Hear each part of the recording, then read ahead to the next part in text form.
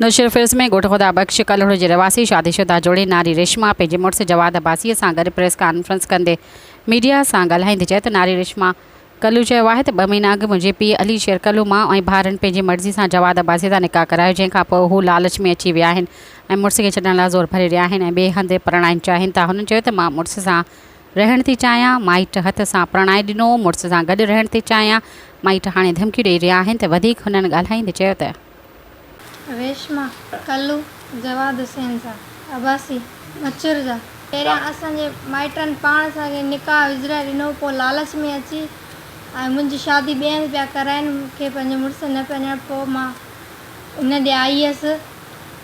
उन खां पोइ मूंखे ख़तरो आहे, असांखे तहफ़ुज़ खपे।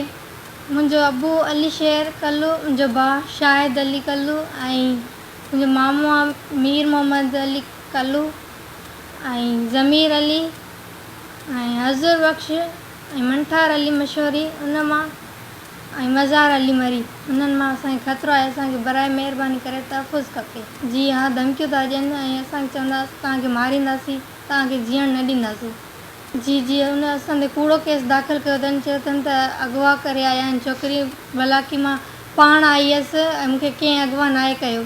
सब्सक्राइब कयो अवामी न्यूज़ HD खे ऐं ताज़ा तरीन ख़बरुनि लाइ ॾिसंदा रहो अवामी न्यूज़ HD।